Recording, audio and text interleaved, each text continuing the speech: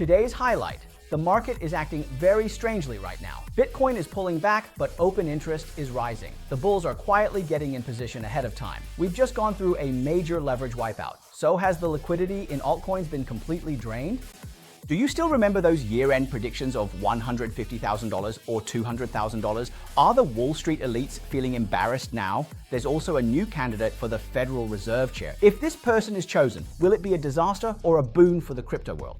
Tuesday, December 16th, watching Bilian Hezai. Let's review key crypto headlines from the past 24 hours. In 3 to 4 minutes, we'll summarize 24-hour crypto indicators, sentiment, policy, and technicals. So even if you don't have much time, at the very least you need to watch our daily headlines and make sure you get through these 3 minutes. Let's take a look. Right now, Bitcoin's open interest, or OI, is starting to rebound. In the past, when OI rebounded, it was a good entry opportunity. But at this particular moment, it's like what? It's like gambling by taking a position in advance, betting on whether the price will go up or down. So before the last Federal Reserve meeting, Bitcoin did indeed rise, right? But OI kept dropping. To put it plainly, spot was being bought, but the futures contracts weren't following up. That means the market's momentum wasn't solid. A truly sustainable and healthy rally is when both spot and OI increase together. Otherwise, most of the time, after some volatility, the profits just get given back. Now the situation has reversed. The price is pulling back, but OI is rising, and the funding rate is also climbing. What does this mean? It means that traders have started quietly building long positions during this downward trend.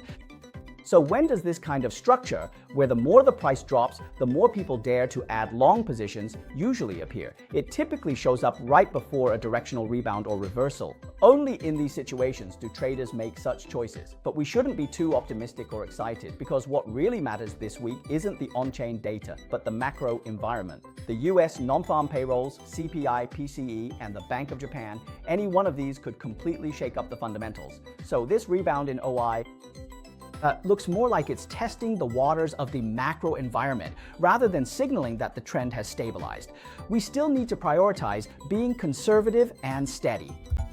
As for this recent drop in Bitcoin's price, it's not because people abruptly lost confidence, but because the leverage was too aggressive and forcing deleveraging. The crash on October 11th was due to high leverage. Market makers and large institutions are facing liquidation.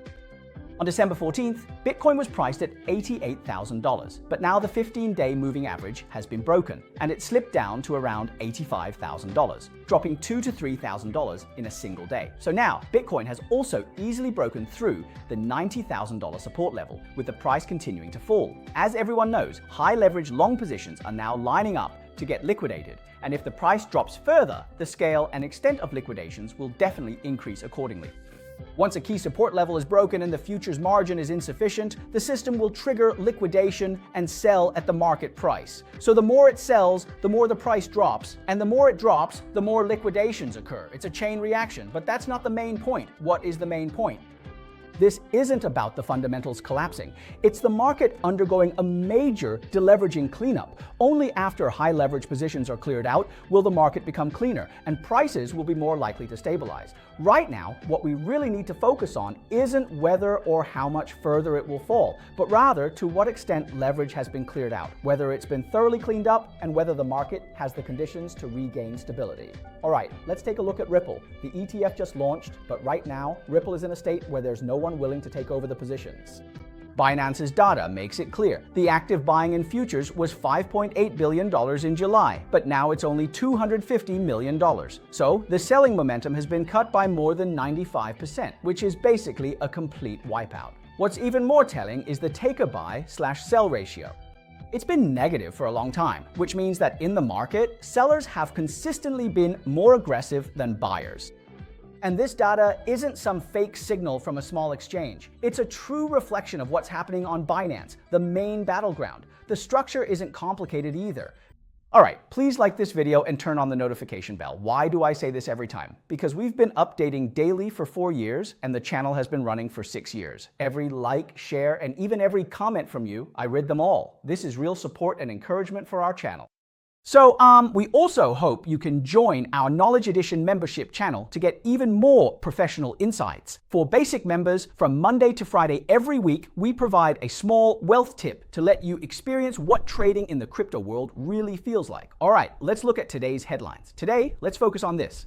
Many institutions predicted Bitcoin's price, 150K, 200K, 250K, all sorts of forecasts. Now, Bitcoin is below 90K, around 85K, and still trending down. Isn't this a slap in the face? This correction in October basically wiped out 33% of Bitcoin's gains. The whole market, you could say, has overreacted a bit. Everyone is scrambling to just lie flat, and that's the reality. So, with Wall Street leading the way in painting a rosy picture, is anyone taking responsibility for how things turned out? At the year's start, the average forecast for Bitcoin from 11 institutions was $170,000, with 8 of them with target prices above $150,000. The deviation rate was above 80%, with the highest being Vanguard Group, whose forecast deviated by 95 to 170%. It was the few analysts who warned early that prices might fall to the $70,000 to $80,000 range in the third quarter who were among the few whose predictions were close to reality. Volumes across the world are really rising for a variety of different use cases, so it's a truly exciting time where the cryptocurrency markets are no longer the sole focus.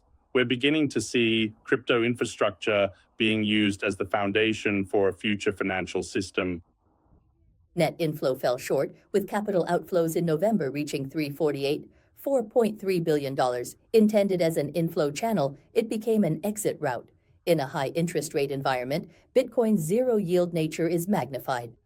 This is at odds with the narrative of Bitcoin digital gold and a safe haven. Close Note noted after hitting $94,000, Bitcoin dropped to $86,000. Selling pressure rose, liquidity shrank, weakening upward momentum. Many times during our live broadcasts, we interpret research reports from various institutions for everyone, like A10, 6Z, or Standard Chartered. But we need to be clear that these reports actually have their own stances. Their position determines their perspective, often when institutions are bullish. Their goal might be to sell their ETFs like VanEck or Standard Chartered. These kinds of analysis institutions actually have their own interests in mind. Many times the analyses from these institutions can't outweigh a single hawkish statement from the Federal Reserve. But there is one timeless rule I can share with you all, and you can try it out to see if it's accurate. That is, during a bear market or a downward trend, if you can still see good news, it means the bottom hasn't arrived yet. If every day is filled with bad news, this one is collapsing, that one is failing, another is being liquidated, then the real bottom is very close. At that point, that's actually when you should be increasing your position and entering the market. Unfortunately, let's put this into practice during this round of downward trend. All right, here's something that may or may not be considered bad news. I'll let everyone judge for themselves. Originally, Fed Chair Powell was supposed to step down in May, and now the most talked about candidate is Kevin Hassett, whom everyone believes. Whether it's in the market or in Polymarket's predictions, it was already set in stone. But now, things have taken a turn. Washington is changing its tune again. Originally, it was just Kevin Hassett, but now Kevin Warsh has entered the picture as well. Now, the two Kevins are starting to battle it out. This isn't just about who becomes the Fed chair. It's a political game, and I believe there will be many more twists and turns to come.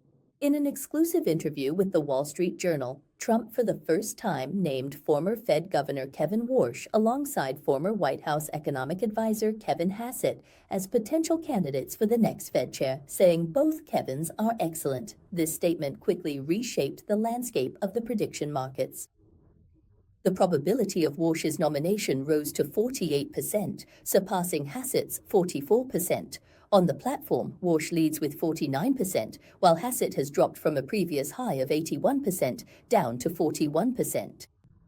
All right, regardless of which of these two Kevins gets elected, Kevin Hassett or Kevin Warsh, let me tell you what the difference is between them. Kevin Hassett is more of a laissez-faire, crypto-friendly type. He believes that regulation shouldn't stifle financial innovation.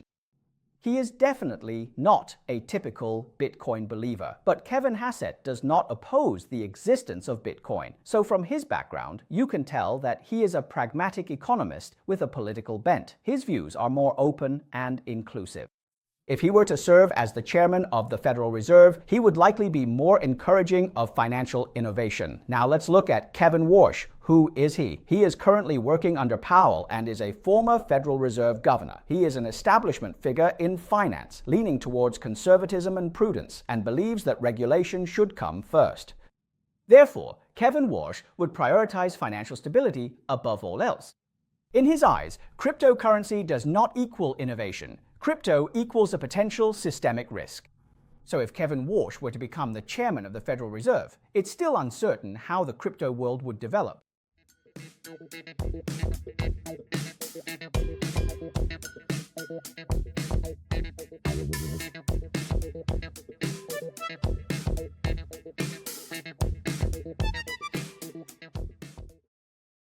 Here, there are myths of overnight riches, as well as carefully crafted scams.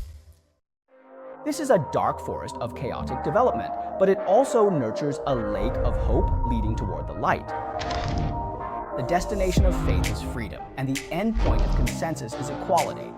Sports TV takes you through the fog to see the future, and together we'll gradually become wealthier.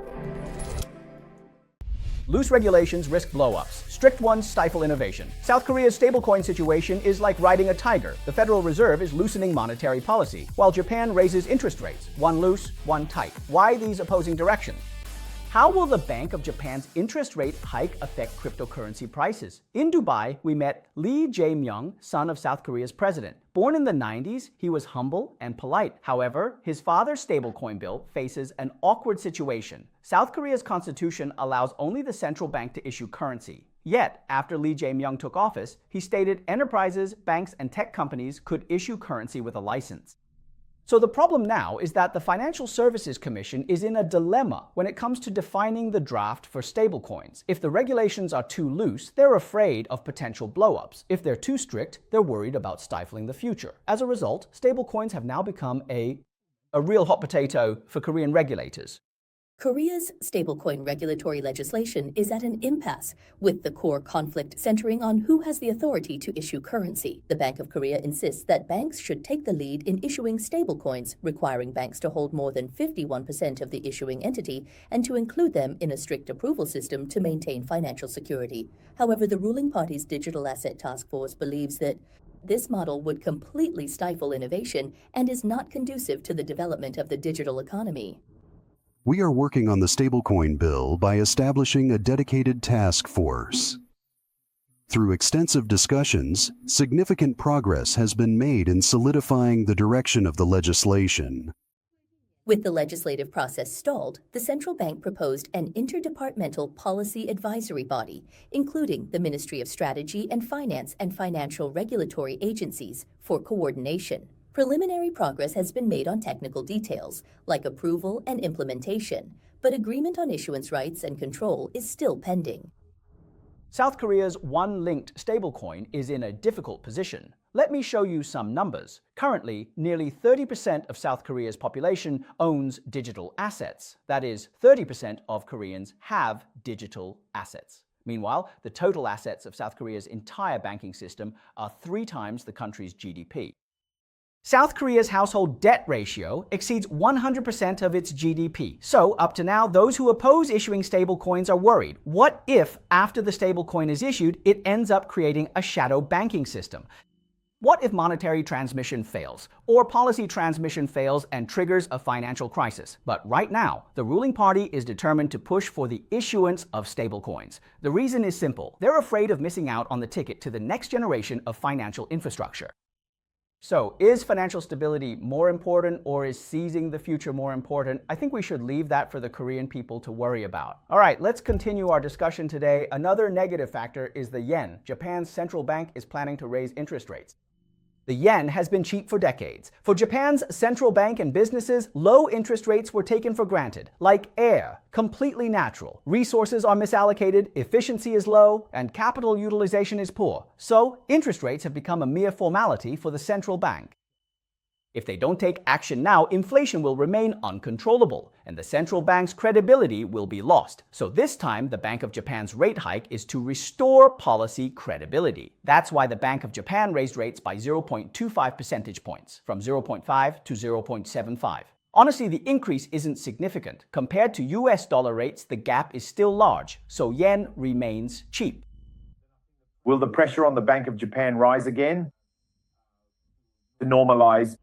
If they further accelerate tightening, I think the economy will be fine, even if they raise interest rates by another 1/4 percentage point. It really won't be too harmful for the Japanese economy. But I think the key issue is still the currency, and that's something that The bank's pressure to raise interest rates stems from high inflation. Core CPI exceeded 2% for months, and inflation sources spread from energy, yen depreciation, to service prices and wages. Labor shortages are driving up wages, and companies are passing on costs, creating a self-reinforcing cycle of inflation. At the same time, the continued weakening of the yen has not boosted exports. Instead, it has increased import and production costs. If ultra-low interest rates are maintained, the widened interest rate gap will further exacerbate the risk of yen depreciation, making a rate hike a forced choice. What about this rate hike by the yen? We had a conversation with Matsushima from the Japanese language channel, and he believes that this rate hike is more about preserving certain economic data, because Japan has had over 30 years of near-zero interest rates, right? So even now, after the rate hike, we also haven't seen Japanese companies making large-scale investments, nor have we seen Japanese citizens engaging in large-scale consumption. None of these things have happened. So, regarding the yen's rate hike, many people in the crypto space are asking what impact it will have on crypto, in my view. The yen is a key tool for arbitrage in the entire international foreign exchange market because it has the lowest interest rate, right? It's the #1 funding currency. So what do people do? They borrow yen. Because interest rates are low, they exchange it for US dollars to buy US Treasury bonds, US stocks, and various assets in emerging markets. Only a portion of funds eventually flows into crypto assets, so it's at the very end of the line. It does have an impact, but not as significant as a US rate hike or dollar rate hike. So the effects are not so immediate. Therefore, when it comes to the liquidity in many B markets, more or less, there is a shadow of the yen involved, but its impact should be delayed. If you add in the Fed's rate cuts, the positive and negative effects will offset each other. So I think, relatively speaking, there's no need for everyone to worry too much. All right, let's take a look at today's news brief. When it comes to money, it doesn't even make sense to use units anymore for Elon Musk. The Bloomberg Billionaires Index just had to create a new level for him. His net worth has soared past $600 billion, heading towards $638 billion. While others are still calculating gains and losses, he's already setting new records in scale. It doesn't matter how the market moves. Michael Saylor's attitude hasn't changed at all. He just keeps accumulating. Last week, MicroStrategy quietly scooped up another 10,645 bitcoins. While buying, they keep proclaiming they're still bullish. As of December 14th this year, they've accumulated 671,268 bitcoins on their books. Market ups and downs are just other people's emotions. For Saylor, there's only one thing that matters: holding onto his Bitcoin tightly. American banks aren't even pretending anymore. With just one statement, River laid all the cards on the table. 14 out of the top 25 banks in the US are secretly offering Bitcoin products to their clients. They might not talk about it much, but their hands are already in the game. In the past, they said the risks were too high to get involved. Now, they're letting high net worth clients test the waters first. Once again, the US Congress is dragging its feet. The Senate Banking Committee has already laid its cards on the table. Don't expect the crypto market structure bill to be finalized in 2025. The process and markup procedures won't be completed, and the hearings have been pushed directly to early 2026. Those who want to hype will keep hyping, and those who want to stall will keep stalling. When it comes to crypto regulation, it's still the same old story. It's not that there's no oversight, it's just always postponed to next time. Ronald Spector, a 23-year-old guy from Brooklyn, went on a scamming spree by pretending to be a Coils customer service rep. The result wasn't financial freedom, but a direct ticket to Rikers Island. Now he's locked up, and getting out won't be cheap, either $500,000 in cash or a $1 million bond. Overnight, he went from a fake customer service agent to a real inmate and didn't make any money. His life just crashed and burned. Let me tell you a truth, everyone.